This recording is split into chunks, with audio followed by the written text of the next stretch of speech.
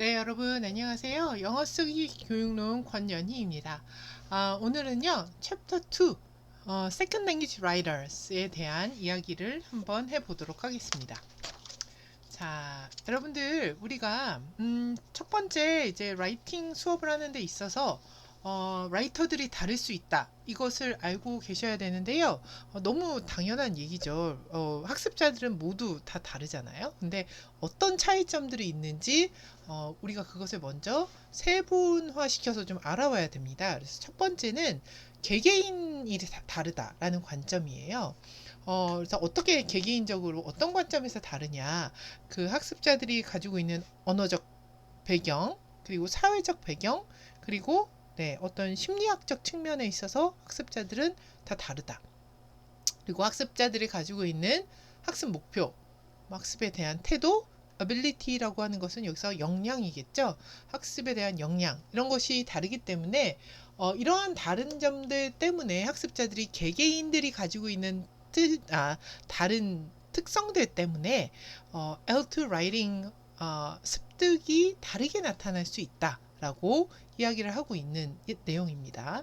자, 그래서요, 옆에다가 Altman, Scan, 그리고 랄슨 앤 프리만과 롱이 categorize한 그런 individual factor들을 한번 붙여 놓아 보았습니다.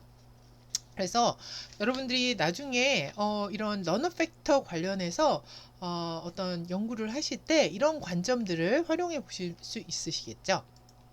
자, 그리고 또 어떻게 다른지 하고 봤더니요, 언어가 다르다라는 이야기입니다. 너무 당연한 이야기죠.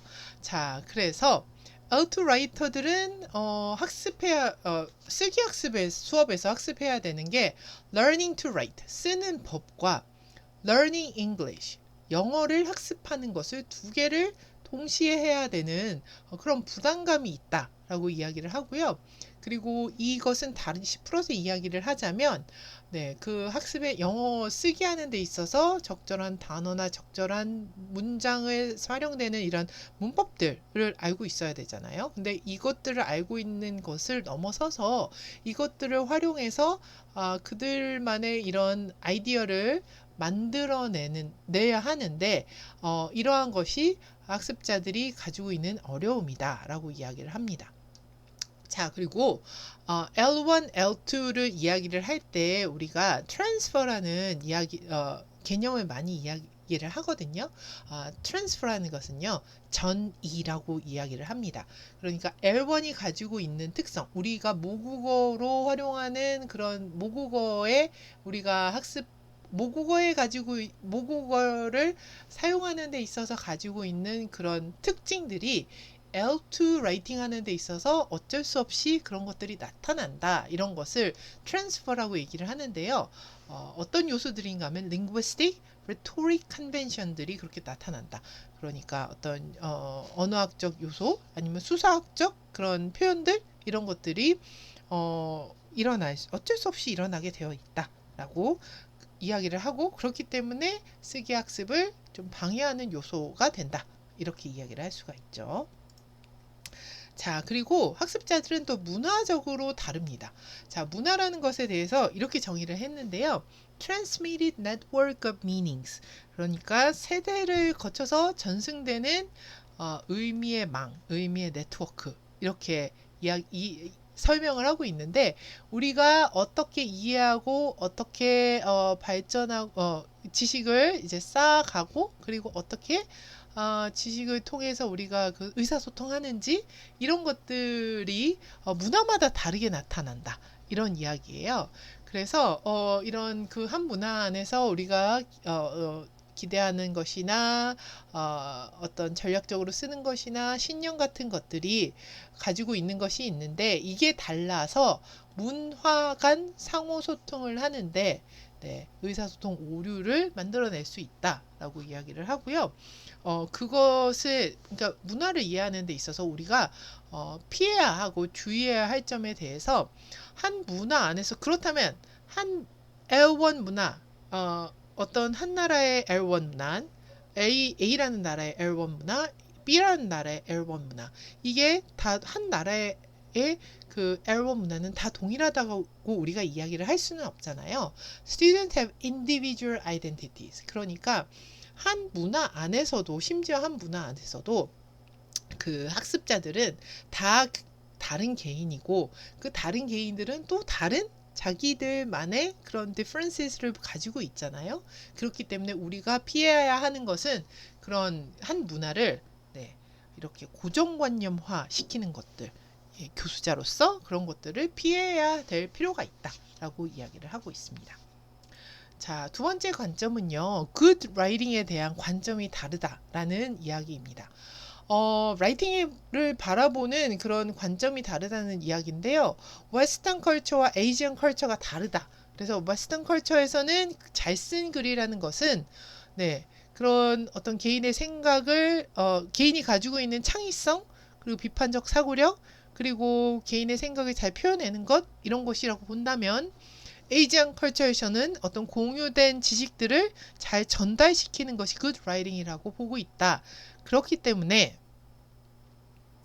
이러한 문화적 관점에서 다른 이런 것들을 잘 인식하고 그것을 우리가 잘 리스펙트 해야지 좋은 라이팅 수업을 설계할 수 있다라고 이야기를 할 수 있는 거죠.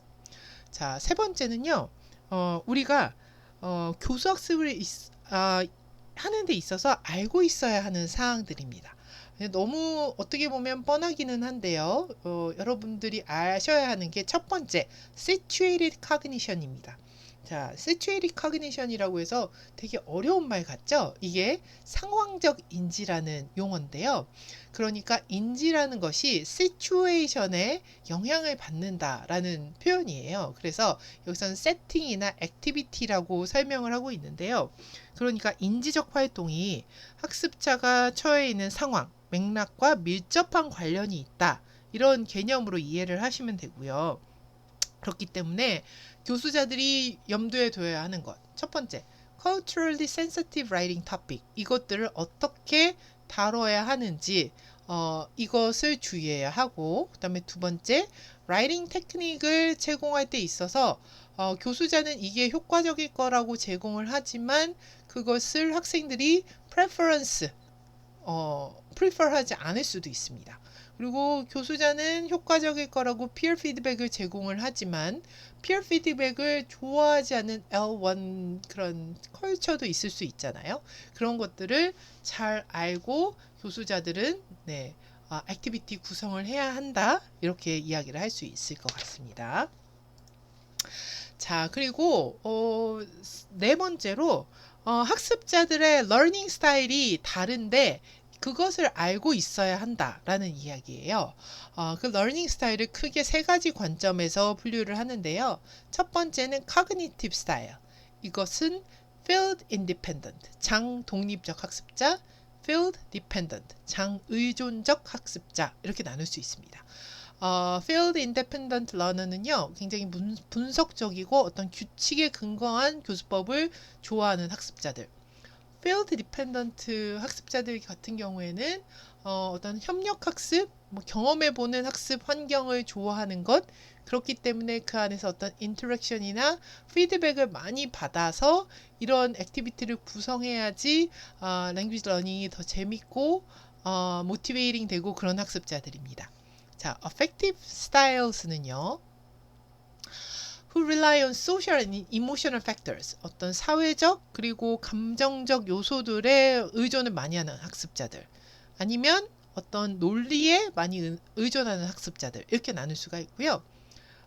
마지막으로 perceptual style은요, visually oriented 되느냐, auditory냐, 텍타일이냐, 키네스테릭이냐, 이렇게 나눌 수 있습니다. 그러니까 시각적 학습자들한테는 어떤 적혀진 종이에 있는 정보나 적혀진 written information을 제공을 하는 게 적절하고, 청각적 학습자들에게는 어떤 강연이나 스포큰 인풋을 주는 게 좋고, 그리고 아니면 촉각이나 운동 감각을 좋아하는 학습자들한테는 어떤 것을 실제로 해보는 활동을 만드는 것을 추천한다, 이렇게 이야기를 하는데요. 그러면 우리가 이것을 어떻게 구별해낼 수 있느냐, 학습자들을. 자, 요런 것들을 판별해낼 수 있는 퀘스치네어들이 있어요. 그래서 여러분들 그런 것을 활용을 해서 학습자 스타일을 이렇게 나누어서 어떤 수업을 설계를 할 수 있으니까 그것을 또 생각해 볼 수 있다. 네, 아실 수가 있을 것 같고요. 자, 그리고 마지막으로 중요한 컨셉이요. 그 글이 가지고 있는, written text가 가지고 있는 문화적 차이점이 있다. 그러니까 L1의 written text와 L2의 written text가 가지고 있는 차이점이 있다. 그것을 인지하고 있어야 된다. 이런 관점입니다. 너무 당연한 얘기죠, 이것도. 근데 그것을요, contrastive rhetorics라는 표현을 써서 이야기를 합니다. 대조수사학이라는 표현인데요. 이 수사학이라는 용어는요, 의미를 전달하는 데 있어서 어떠한 문장 구조로, 어떠한 어휘를 써서 전달을 하는지가 리토릭스입니다. 그러니까 그 각 랭귀지마다 이런 독특한 수사학적 관습이 있을 거 아니에요. 한국어는 의미 전달하는 데 있어서 이런 구조를 가지고 이런 용어들을 사용하고, 영어는 이런 구조를 가지고 이런 용어들을 사용해서 전달한다. 이런 특별한 그 랭귀지만의 특징이 있을 텐데 그것을 알고 있어야 된다. 왜냐하면 이것 또한 L1 트랜스퍼에 영향을 받는 것이니까 교수자로서 그것을 알고 있어야 된다. 라고 이야기를 합니다. 그래서 그런 리토릭스의 관점에서 하나의 예를 들어 놓은 게요. Writer Responsible Language와 Reader Responsible Language입니다. 글을 썼을 때 이 글쓴이가 얼마나 글을 잘 클리어하고 잘 구성하는지가 중요한 것이 Writer Responsible Language인데요. 예시는 영어 같은 거가 되고요. 아니다. 글에 있어서 중요한 거는 리더다. 이 리더가 어떻게 그 글을 해석하고 는지가 훨씬 더 리더가 가지고 있는 책임감이 더 크다라는 것이 Reader Responsible Language인데, 일본어나 한국어 아니면 중국어 같은 경우에 네, 그런 경향이 있다고 합니다. 그런 글의 그런 모습들이 뉘앙스들이 묻어 나온다고 여러분들 알고 계시면 될 것 같아요. 자, 그리고 또 여러분들이 알고 계셔야 될 개념이요. 코히전, 일관성입니다. 그러니까 이 그 각 문화마다 글이 가지고 있는 그 흐름, 코히전이 다르게 나타나니까 이것도 우리가 파악하고 있어야 된다. 이 얘기고요. 그 다음에 메타 디스코스 마커를 어떻게 활용하는지, 이게 또 관건입니다. 특히 영어에 있어서. 메타 디스코스 마커라는 것은요, 한국어로 하면 상위 담화 표시입니다. 메타가 상위라는 표현이고요. 디스코스 하는 것이 담화고요. 마커가 이제 표식인데요. 여러분들 이제 시퀀싱 하는 거, first, next, last, connecting 하는 거, 이런 접속사들, 그 다음에 showing what the writer is doing, summarize, conclusion, for example, 이런 표현들, reviewing, previewing 하는 것들, commenting 하는 것들, 이런 표현들을 잘 써야지 skilled writer라고 이야기를 할 수 있다라고 영어에서는 그렇게 우리가 생각을 할 수 있는 거죠. 그러면 여러분들께 던져보고 싶은 질문이, 그러면 모든 랭귀지에 이런 메타 디스코스 마커들이 많이 있나요? 사실 그렇지가 않습니다. 그래서 이러한 메타 디스코스 마커마저 어떻게 보면 cultural differences다 라고 이 교재에서는 이야기를 하고 있고요. 예시로 영어에는 이런 메타 디스코스 마커가 많지만 핀란드어에는 이런 것이 그렇게 적게 나타난다, 이런 이야기를 하고 있습니다. 그러니까 한국어 라이터가 이런 걸 잘 못 쓴다고 해서 얘네들이 영어를 잘 못하는 게 아니라, 그것이 기인하는 이유는 이런 랭귀지가 가지고 있는 뭐였었죠? contrastive rhetorics 때문이다. 이렇게 교수자로서 그렇게 이해를 하면 된다라는 이야기였습니다. 자, 그러면 우리가 이런 contrastive rhetorics를 이해를 했는데, 우리가 L1 writing instruction을 하는 데 있어서 어떻게 활용을 해야 될까요?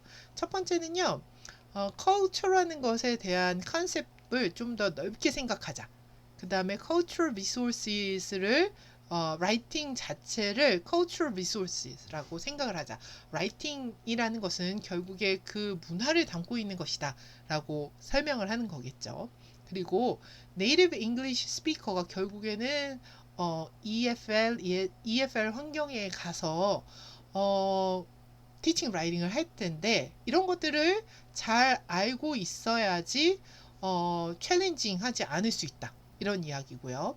그리고 이런 랭귀지마다 가지고 있는 대조수사학이 다르기 때문에 하나의 태스크를 다른 L2 환경에 모두 적용하려는 것, 그것은 피해야 된다.